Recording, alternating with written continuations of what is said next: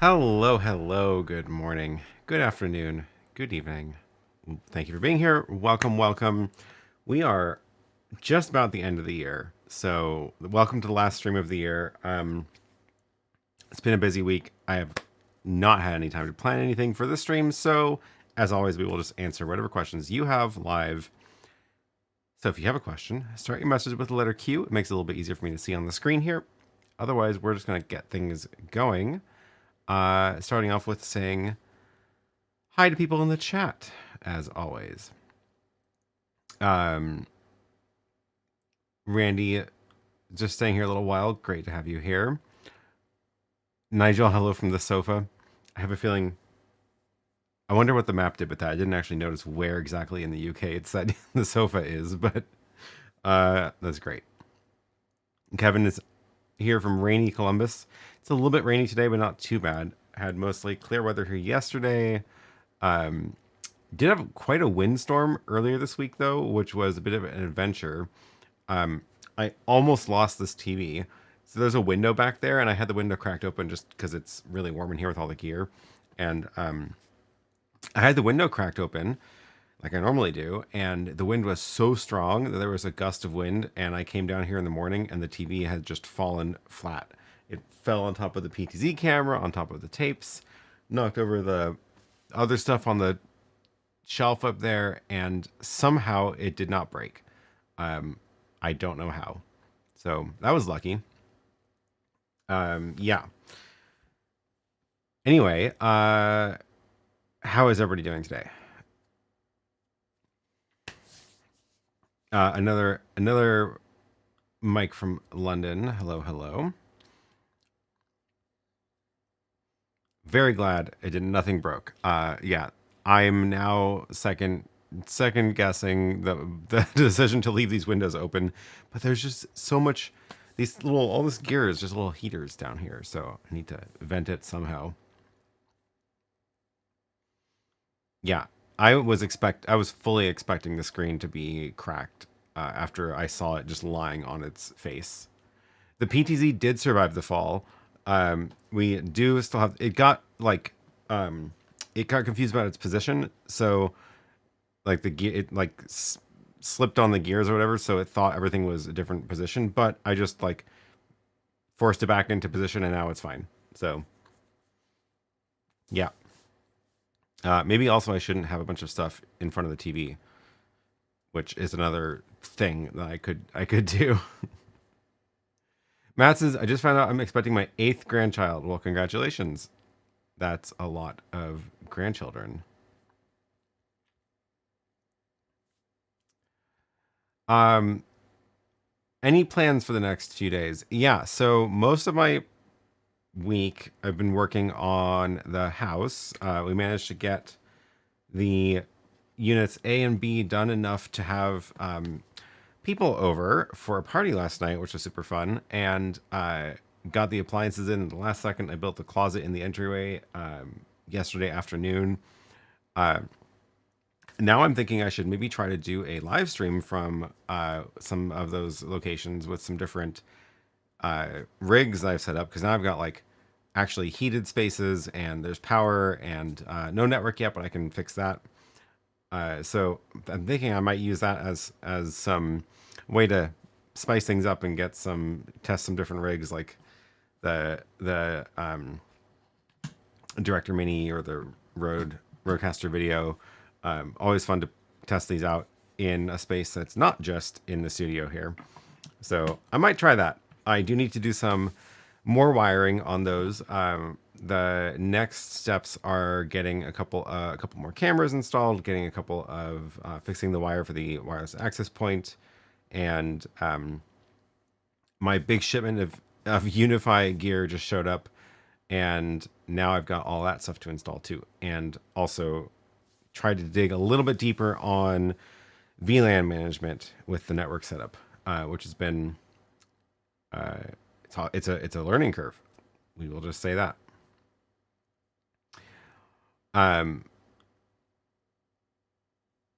Oh yeah, so last week on Tuesday, if you didn't see Lily's live stream, Um,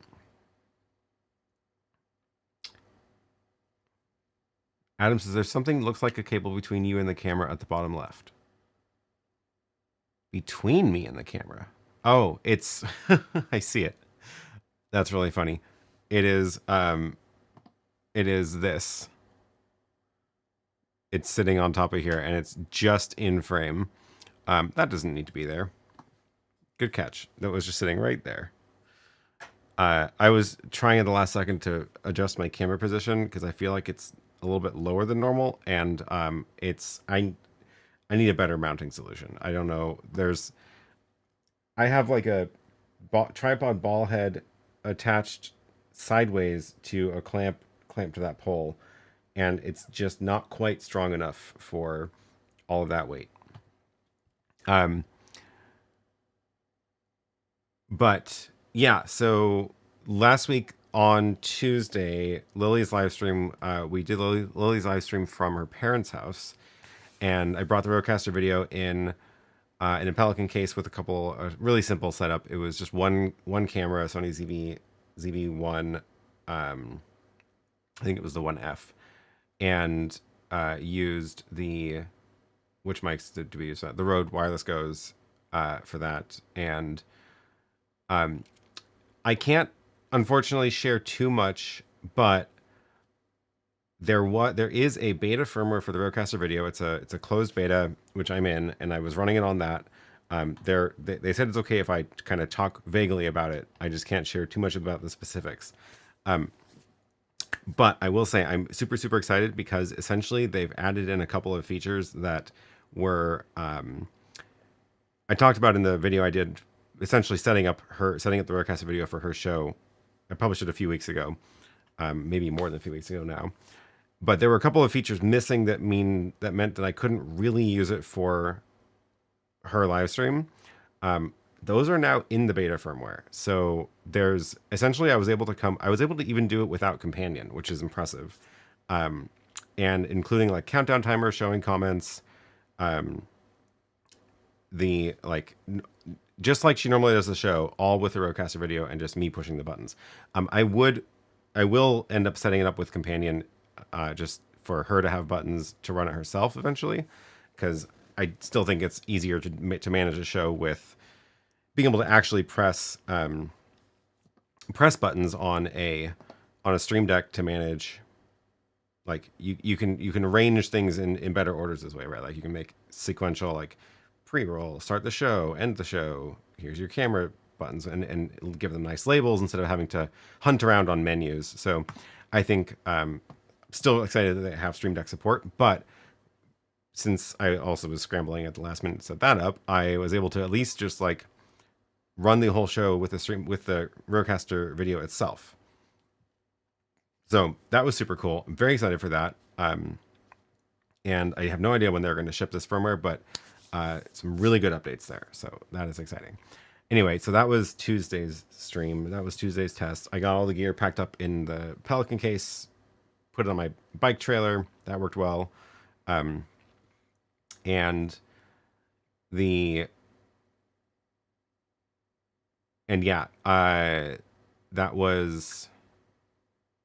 was fun. The next day, Lily did a live stream almost the entire day of working on her annual report, and that we did here. But she started just up in her normal setup, and then I had brought in a camera with a close-up camera of the cats napping.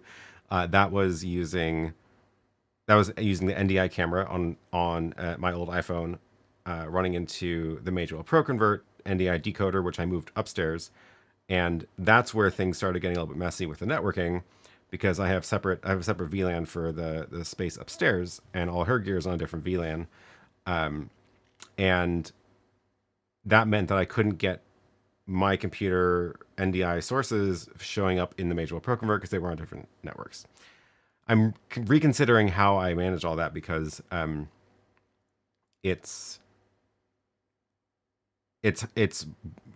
there's a lot of hoops you have to jump through in order to cross VLANs with NDI.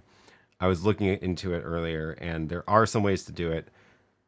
They require running extra apps on a computer somewhere, so not super easy. So reconsidering that setup, and maybe I will just have all of her video gear not on the apartment or our unit's VLAN, and just have like a dedicated studio VLAN for everything across all the spaces.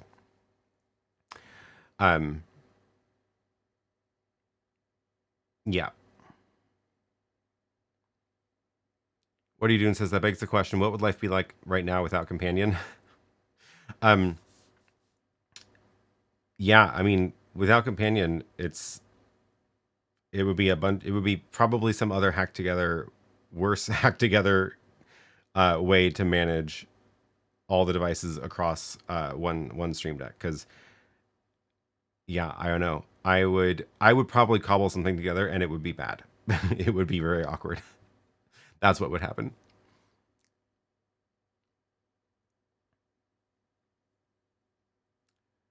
IT Never Gets Old says the Ghost Stream now supports sending any input to the UVC output. I know that was one of your requests. Oh, that's awesome. I didn't know. I didn't notice that came out. That's really good news. Yeah, that will enable a couple of the tricky little workflows. That's good. That's good.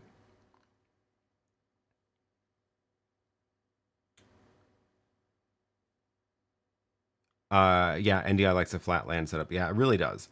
Um, I may need to redo the IP addresses in my studio too, because what I'm also realizing is that the Unify gear also really wants to have all of the Unify devices on like the primary network, like the default network, and the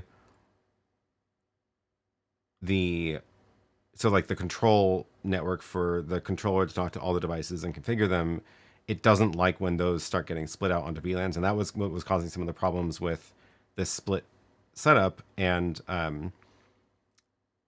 why I'm like I actually ended up redoing everything in the apartment a couple days ago and I ran a new wire up to our printer station, which is up on the second floor of the loft, because it was a wireless link before and it was just really flaky. So did a lot of networking. It was like all day one day tearing things apart, which was not exactly how I wanted to spend the entire day, but you know, that's how it goes. Mike has a question here. How do you create a YouTube stream in the Obsbot Talent for a future date? I'm used to using YoloCast for this, and I'm new to the talent. Yes, the Obsbot Talent is very it's the same hardware as the Director Mini. So, and I have the Director Mini in front of me, but I don't have the Talent in front of me. It is running an older version of the firmware, but it's similar.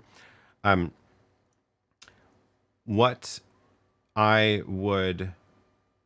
generally recommend is, unless you're using specifically the features of these encoders that talk to the YouTube API itself, don't create the YouTube stream on the device. Create it just in YouTube Studio, and then just pull out the stream key into the device.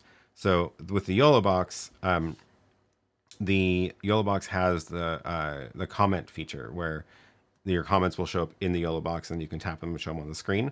That requires that you set up the YouTube event from the YoloBox first, rather than from the website. I still think they need to fix that so that it can like pull in an existing event, because it's totally doable. But the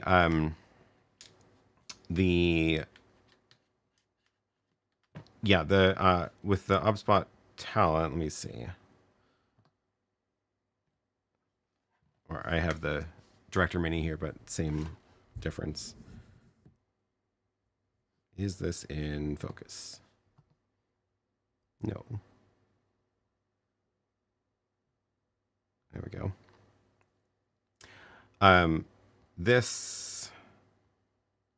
What I would do is, instead of doing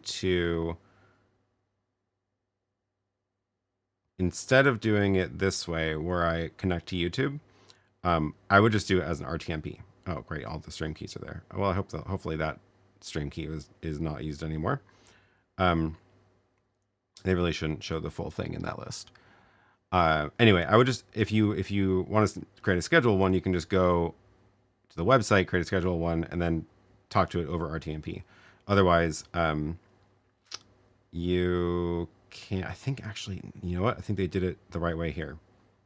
Oh, I need to get on the internet first. That would help. Let me give this thing an internet connection because I think they did this right. Where did all my network cables go? Oh my God, come on. Here's one.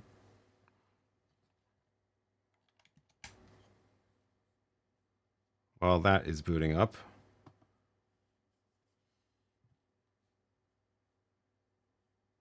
Matt says, one thing I did right with my network is all main devices have static IPs and I have it printed out and laminated in arm's reach. That is a good idea. If I didn't change things around so much, I would do that too. Although I do have, a bunch of my devices do have, at this point, IPs that have not changed for a long time. So that's good. Index3D, hi from Cyprus. Hello, hello, and Happy New Year to everybody. Yes, indeed. Okay, is this thing connected? Yes, it is. And now I'm logged out. Let's log back in. So I'm going to log back into YouTube on this. I have to type in the little code from it. Wow, I feel like the code's got longer. Okay.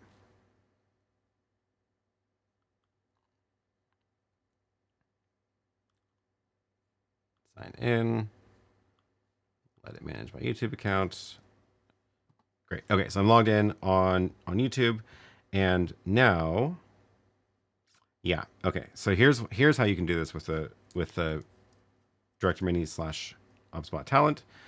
If you go into YouTube Studio itself and create a scheduled stream here, test stream. I'll just call it December 29th so we can make sure we find it. If you schedule it here, and let's say it's scheduled for tomorrow. Oh, geez, I didn't mean to make that public. Now everyone's going to get a notification that I'm scheduling a stream for tomorrow. Let me go make that private.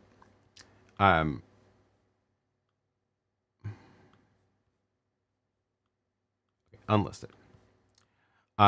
So once you do this, on any encoder, you can just now copy the stream key. But some of the encoders, if they have YouTube API integration, so now that I've logged in here, if I go post to, then it's going to load that up, and now it shows up here. So I didn't create it on the Magewell.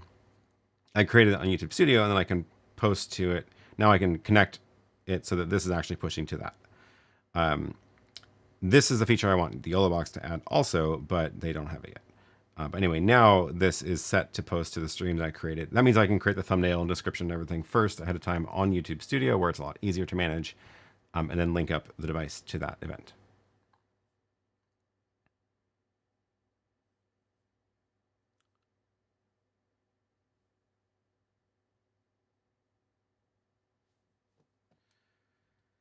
Oh, Pete is doing some reverse engineering. If you look at the source code for the RØDECaster Video Stream Deck plugin, it looks as if the source for USB 1 output can be selected in a future version. Also looks as if the sources for HDMI A and B can be set to camera HDMI inputs as requested by you. Very clever looking at the Stream Deck plugin. At least that is being developed in a public GitHub repo, so you can find it. So yeah, good tip for keeping up on what might be coming in the future. Marcus says, are there any advantages to connecting a RØDECaster Pro 2 to RODECaster Video via USB instead of XLR? Plan to use the two suitable USB ports for video signals. If I remember correctly, yes. So if you connect it over USB, you get bidirectional support, bidirectional audio. So you may not need that, but it means that the audio that's coming into the RODECaster Video, you can use it you can mix it in the RØDECaster Pro and vice versa. So you can connect more microphones to the RØDECaster Pro, bring it in over the USB audio interface.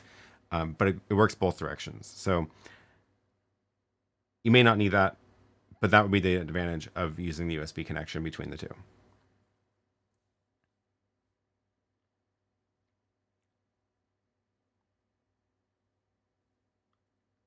Gwen says, if anybody's in the market, HyperDeck Shuttle HD is $200 off at B&H until the end of the year. Ooh, that's a good deal.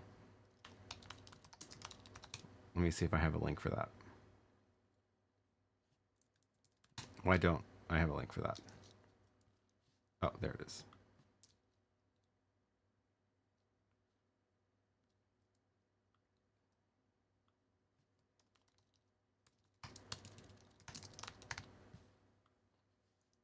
Okay, that's in the chat. That is a very good deal. $300 for a HyperDeck is a good deal. And this is the one that has all the extra features like the teleprompter and stuff. So that's cool.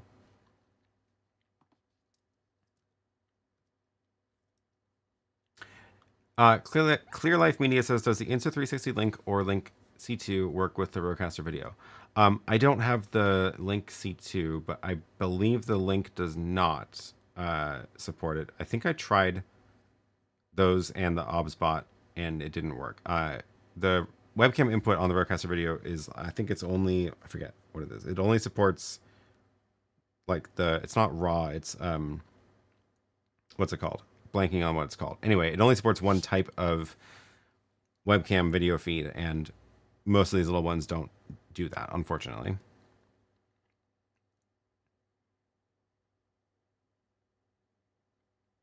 Let Your Nerd Be Heard says, anything in 2025 you wish you could do in Companion or looking forward to in Companion?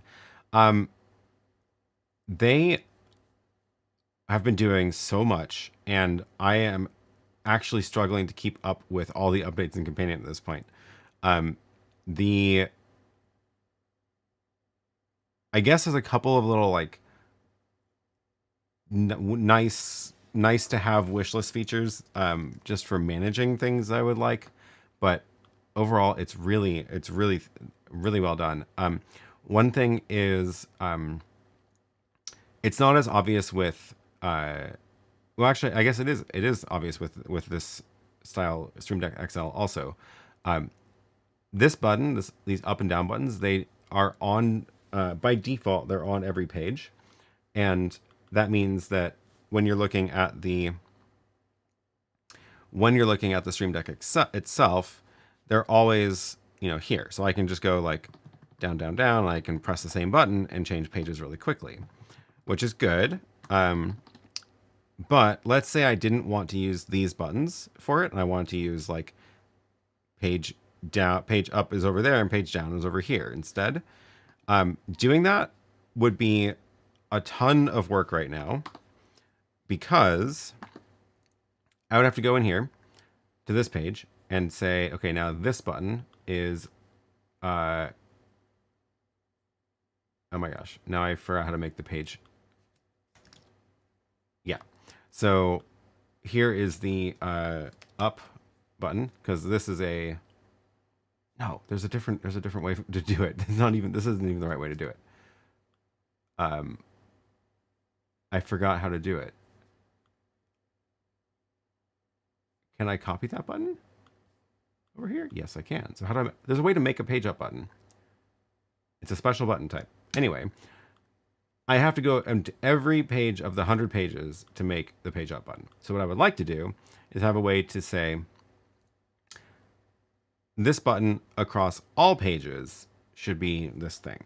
And the reason this came up is not because I want to change the order of my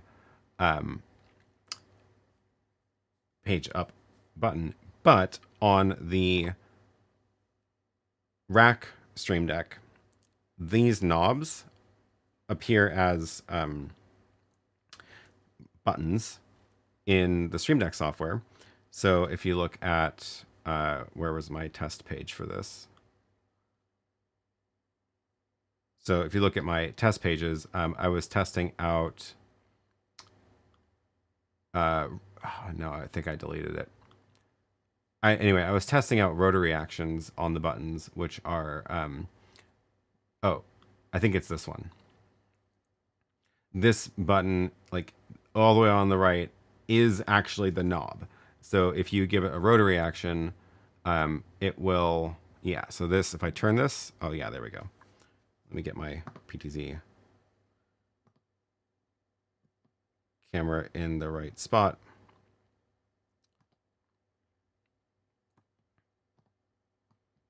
So, oh, that is moving too fast. So see this number. This is actually in the Stream Deck. This is actually showing a variable. I was trying to make a selector to show like control which PTZ camera is being selected. So that's why it's just called custom active Obsbot. Anyway, it's just showing a number, right? And this has a rotary action, which is going to subtract 1 if I turn left and add 1 if I turn right. So now what I can do is when I spin this, that number is changing, right? So that's what I want. I want to make knobs for doing that. But I want this one to be page navigation. So I want to be able to just like spin this to change pages because I think that'd be really handy. But it means I have to have that page down, page up rotary action on button number 0 across every page, which means a ton of work right now. So I want to be able to copy and paste buttons across every page. That is my feature request for Companion. Very, very specific.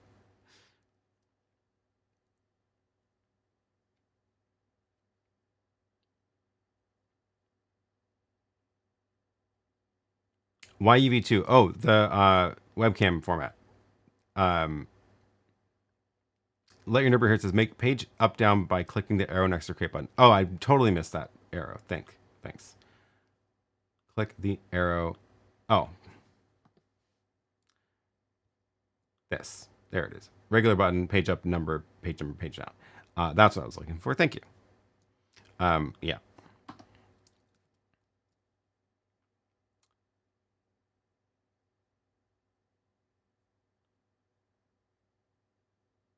Matt says, how do you have a remote guest on a RØDECaster video? After the crazy workaround I had to do to have the remote guest on an ATEM, it's the main reason I got the YoloBox Ultra. Oh yeah, so there right now there's nothing built into the RØDECaster video for remote guests. Same as the ATEM. Well, it's not entirely true. The RØDECaster video does have better audio mixing capabilities compared to the ATEM. So you do get the mix minus audio, which solves a lot of the workarounds that you have to do on the ATEM. So you at least have the audio mix minus feature already handled by the RØDECaster video. However, it doesn't have anything special about video for remote guests. So you have to bring the remote video feed in just like it was another video feed. This is actually, I got off track somewhere. When I was talking about the stream we did with Lily's very long stream on Christmas Day, this was an all day. It ended up being like, how many hours? Like 7 hours. So let me just scrub through her replay here.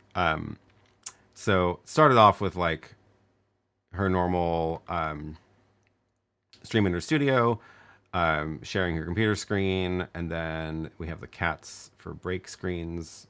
They were just napping the whole day. They were very cute. Did a little bit of split screen with the cats. This cat cam was coming in over NDI on the phone.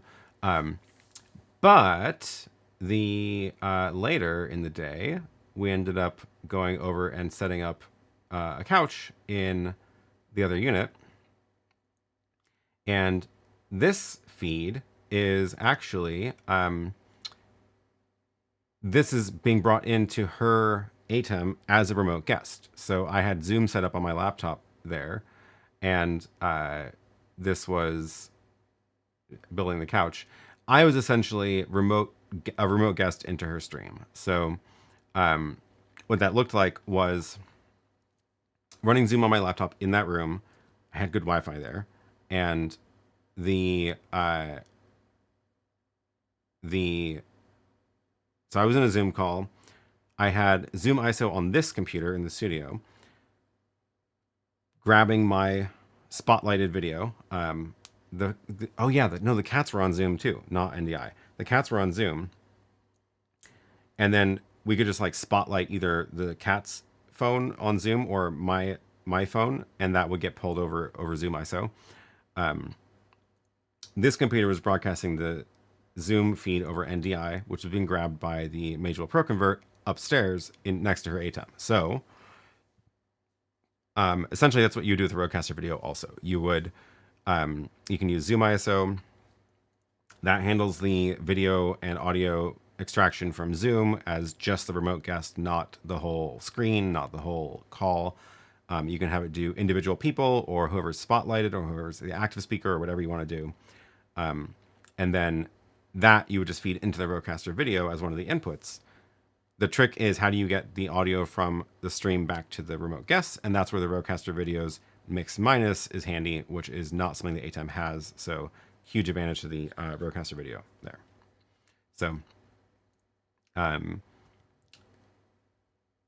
yeah.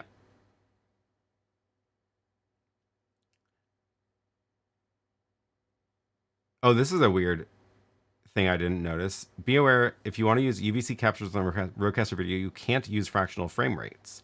They just stop working when you set the RØDECaster video to a fractional frame rate. I didn't notice that. That's super weird. Good catch. Emerald says you can group stream decks, so you can change the pages on all stream decks or a group of stream decks by using the up-down buttons on one of them. Interesting. I haven't played with a grouping feature. That's really interesting. I'll have to check that out. Gwen says, I would love to see companion support for game controllers, joysticks as surfaces for cheap PTZ controllers. Also, Logitech Creative Console as a surface to have a big programmable dial. Yeah, the Logitech Creative Console thing looks super cool. I keep seeing that on like Instagram ads. Matt says, I used Riverside FM because the video quality is much better. If I remember correctly, Riverside records the video in the guest's browser locally, so it's recording like the raw webcam feed, and then later like uploads it, and that will definitely give you better than trying to stream live. So if you're doing something that's recorded for editing later, definitely, like, I would always recommend doing it that way, where you get the guest to record locally on their end, and that Riverside handles that for you, or you could just have them like hit record on their own camera or something. But if you're trying to do live, then I don't. Now it's been a while since I've actually tried Riverside. I don't think there's anything that Riverside has for helping out with the live aspect of it.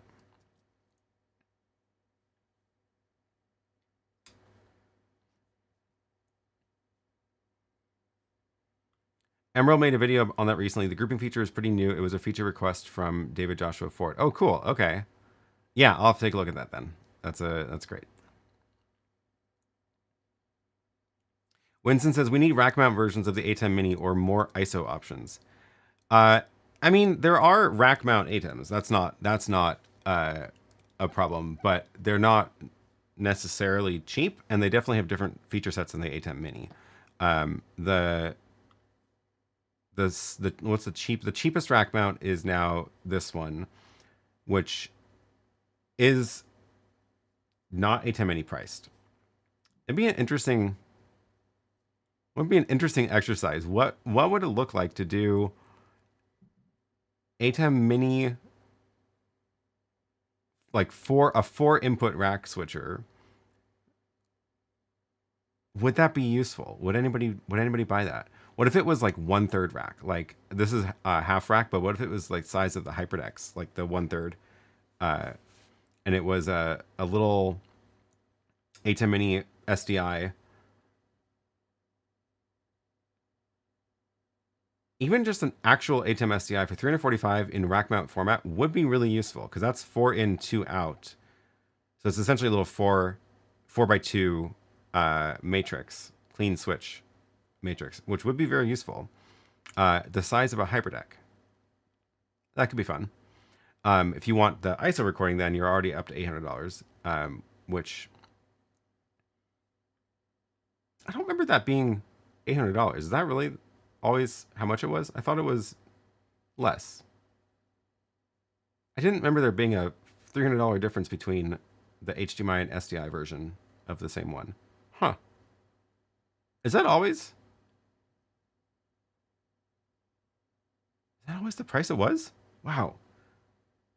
Why am I bought this one too. That's what I'm streaming on right now. Is the ATEM SDI Pro ISO. Anyway, that will be interesting as a 1/3 rack also. With the streaming encoder and the USB port for hard drives in it. Kind of eats into the market though, because as soon as you put a streaming encoder and a disk recorder and a switcher into a rack unit, you're essentially taking the features of this and a hyperdeck and the web presenter all in one for $800. But hey, that'd be cool. I would take it. Oops, it's a 2/3 rack, not half rack. Yeah, you're right. Andre says, come on, let's like the stream. Thanks for the reminder. Give us the stream a thumbs up. Subscribe and click the bell to be notified. Or don't, because YouTube doesn't actually reliably notify you. I clicked the bell on Photo Joseph's live streams because he started doing live streams again. And YouTube does not send me notifications when he goes live. So yeah. I need to get on my calendar or something instead. Yeah. Okay, we're going to keep this short today because I need to go start working on projects. I have a lot of things to build and wires to run in the house. But since this is the last stream of the year, I want to know what you all are looking forward to for next year. And also, do you think I should do anything differently on this stream next year? I feel like I got things pretty well set up at this point, and it's been nice to have this new setup here with the little racks. I do need to finish cutting out the larger fan holes, although in the winter this doesn't get too hot, but in the summer it does. But it's been nice to have this with all my little ports to quickly patch things in and out, like these devices. I can now quickly give them HDMI. So looking forward to doing more testing of stuff. And I do want to get the rest of the room cleaned up because it's a disaster. There's a lot of house parts on the floor right now, but yeah, let me know if you have any ideas for what I should do for the stream here. What about a New Year's stream? I missed info on that. I have not had time to put together anything like fancy for that, like I did last year with a bunch of remote guests lined up. I just have not had the time for that. I'm not gonna promise a New Year's stream this year. If I do, it'll be something pretty low key. So, yeah. Winston, love the mini DV reader in the background. Just bought the DSR 45A. Yeah, it's not even a decoration. Like I'm actually literally in the process of using these right now to archive all of these tapes, which will eventually not be in the background either. Graham has the best wish list for 2025. I want a functioning Stinger button on my ATEM. Yes. Matt says, I still want an ATEM with 6 HDMI and 2 SDI or 4 and 4. I totally agree. Absolutely. Maybe that's what we can get in a rack mount ATEM mini is a combo. You can break out the pink jacket and the mimosa as a customary. That'd be fine. Maybe I will do that. I'll just keep it short and not promise like an 8-hour stream.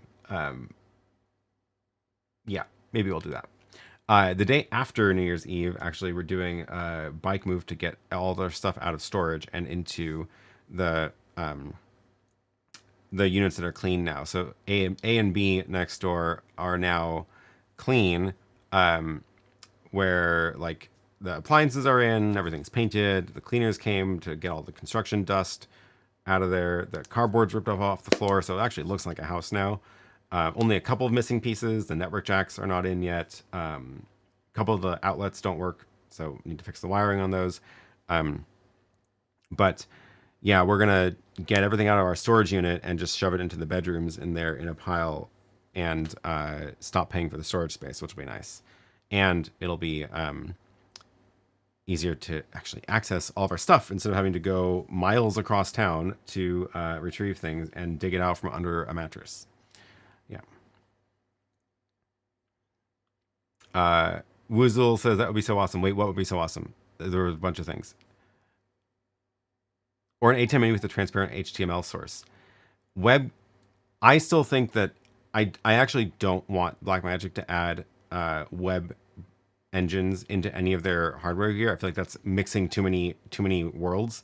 But I would like them or somebody to build a device, small rack mount device, probably the size of a HyperDeck Mini, this third size, which works just like the Ultra Studio, except it has the browser engine built in.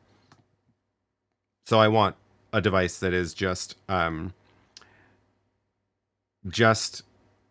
box with two SDI out, key and fill, and I give it a web URL, and then it just outputs that web page, and that's it. Like nothing other than that. I think that'd be a fantastic little utility box.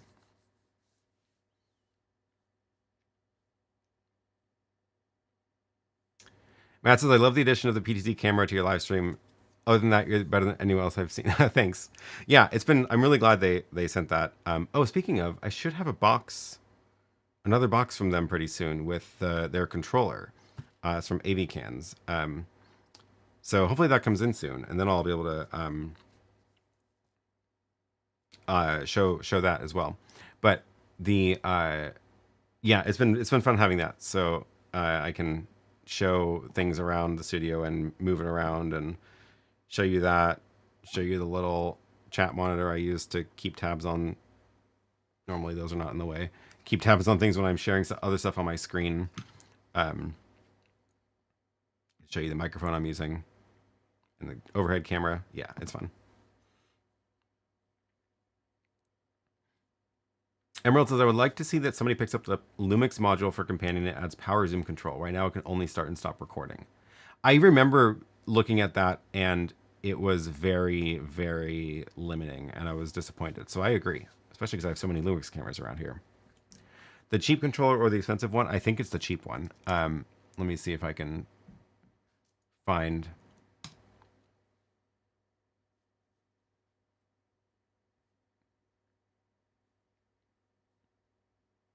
Wait, I only see one on their site. I think it's this one. So it's really interesting that it has a screen. Let's see what that does. I'm guessing it pulls in the video feed over NDI. So yeah, that should be my PO box pretty soon, I think. I didn't notice they had two separate ones. Weasel says, just a browser key fill box. Yes. Anybody figure out how to do that reliably with two HDMIs using a Raspberry Pi? I know H2R graphics can work on a Pi. The problem with anything over HDMI or with a Raspberry Pi or anything like that is the two video sources are never going to be like exactly in sync. They might end up being a frame or two off just because they're from different video controllers. You should be able to get it close with that though. But I haven't tried putting it together. It'd be interesting. Oh, that is the expensive one. Okay. Well, we'll see which one shows up. I'm not actually sure. Voice on the Move says, before you go, can you please point me on a tutorial on how to set up a map like yours at the beginning of your live stream where you see the viewers on the map? The best I can do is point you to H2R Graphics, which is a great utility for lots of different things, graphics for your live streams. One of the features of this is a map. It doesn't work exactly like mine. It's not automatic, but you can you scroll through the messages and you can click them to show them on a map, like the way that it works in mine. So that feature does exist there. But the map I use is all cobbled together, ugly code, so it's not really anything I can share, unfortunately. Woozle says, I feel like we got close but couldn't get the sync right. You're reading my mind in the time it takes for YouTube's buffer. Okay, if you've, yeah, I would not expect to get exactly right, but that's the advantage for that's the advantage of having these like actual dedicated boxes with the SDI out, because that alpha channel is being done like in hardware instead of with two separate CPU based video sources. Philip says they might need to use an older version of Raspbian using H2R, not on X11, but on Wayland is kind of a pain. I haven't even tried that yet. Oh boy, I'm still mad about them removing the OMX player support, because that was what I used for that, being able to pull a remote video feed over RTMP or things out the HDMI port, but that stopped working, and now it does not work as well. So I'm still mad about that. Clear Life Mini says, does the HyperDeck shuttle record to network like the others? Would it work with the Cloud Pod? If it does, then would it work with DaVinci Replay? I believe it does. It should, yeah. It should work with that. I will have to double check on that.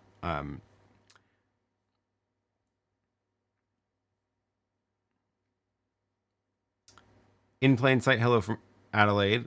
Good to have you here. Oh, looks like we have our one Australian viewer. It's very early in the morning for you, isn't it? Yeah, not even 5 a.m. Very early. Okay. I think it's a pretty good wish list for next year. We'll see what Blackmagic has up their sleeve for NAB. I feel like they haven't even finished shipping all the stuff they announced last year, so we'll see how it goes. Gwen says HyperDeck shuttle does record to network. Great, thanks for confirming. 417. Wait, are you on a half-hour time zone? I didn't think Australia had any half-hour time zones. Wow, I didn't realize Australian Central Daylight Time was GMT plus 10:30. What is that like living in a plus 30 offset? That must be very frustrating. Michael says, I think the HyperDeck shuttle was the first one with network recording. That does sound familiar now that you mention it. Yeah. Andre says, my only wish is to have the HyperDecks become less sensitive to various different video formats. I would like them to have better H.264 support. I feel like it's very hard to get an H.264 encoded file anywhere else to play on a HyperDeck. I can get ProRes to play back just fine, which is fine for most things, but the longer videos, I want H.264 to work better.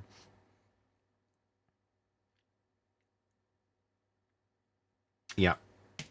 Okay. We're going to wrap this up in under an hour today. It'll be the first live stream in under an hour. I have too many things to work on today. I need HyperDecks back on PoE. I agree. I'm also annoyed they dropped PoE support for those. I feel like that was a really useful feature. I don't really understand why they took it out. Now you have to run all these ugly power cables to them. So, yeah.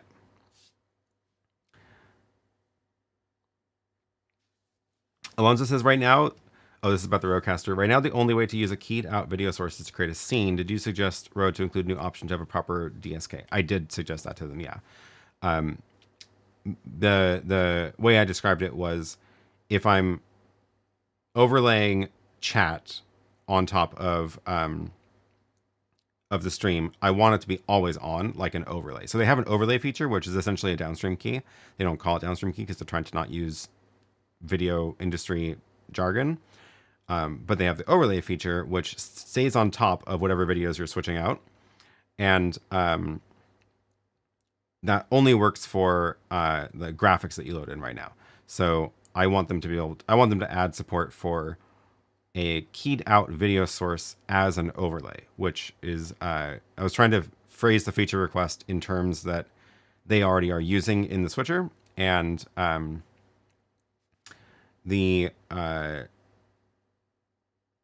so they understand it.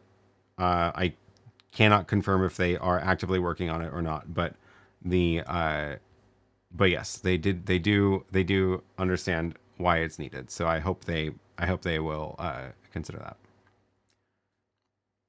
In Plain Sight says, I don't mind the time zone except for when trying to watch live TV shows with the rest of the country we're a half hour behind. Oh, that's really funny. That's really funny. Greg says, Brody Brazil sent me over here. You have some great info. Well, thanks. I stumbled across his videos for some reason at one point, and I really like his studio setup. It's very, very nice layout he has there. Nice background. Marcus says, I would like to be able to import or export scenes in the RØDECaster video so I have more scenes available during a stream. Okay, so the trick with this is, it's not exactly this, but if you ever have like set up a scene and you've saved it in like slot B, and then you want to keep that but like make a change to it, just press on scene B to load it up, and then long press on C or D or whatever, and it'll save it there also, so you can quickly copy them between. So yeah.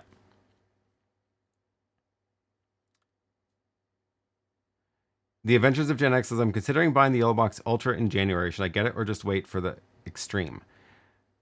The Extreme is going to be a lot bigger, so if physical size is important, that's, I think, something to keep in mind.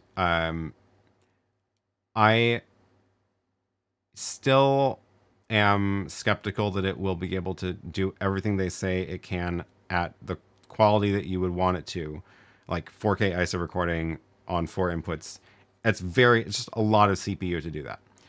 I will reserve my judgment until I've had a chance to try it out in person, but I'm not convinced it's actually possible to do everything they say that it can do. What they're doing in CPU requires a ton of CPU. The YoloBox Ultra works pretty well, and that's a known quantity right now, so it's a pretty good option. Oh yeah, the Extreme will also be lots of money. That's a good point. So I don't think that the YoloBox Ultra is obsolete at all by the Extreme. Let's say it that way. I do think that the YoloBox Pro is obsolete compared to the Ultra. I would not get a Pro at this point. I would just get the Ultra. But the Extreme, I don't think it's going to replace the Ultra. It's so much bigger, so much more expensive. The Ultra still has a place. So I don't think it's a bad plan if that's what you're going for. Andre says, what a way to close the year with a APK short stream. Let's call it the lean stream. Keeps us fresh. Boosted for 2025. Yes, exactly. And I better get off the air soon. Otherwise, we're going to go over an hour, and then all of my promises are for naught.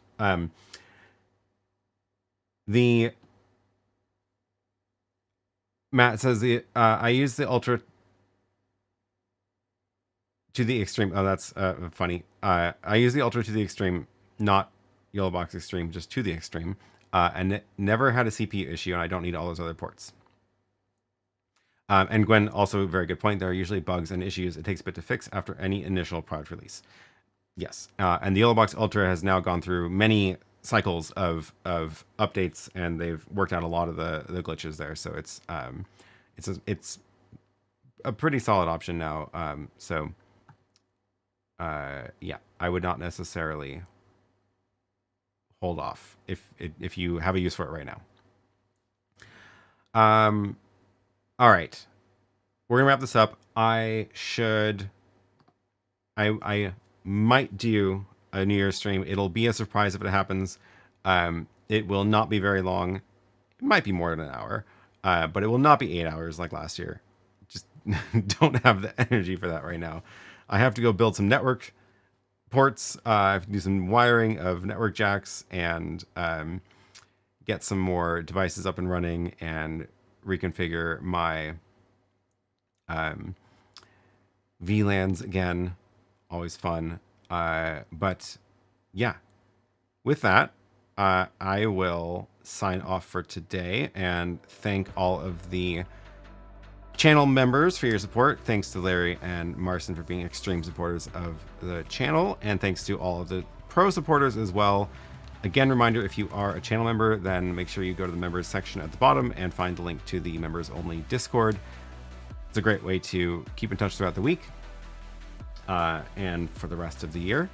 And then we will be back at this same time next week.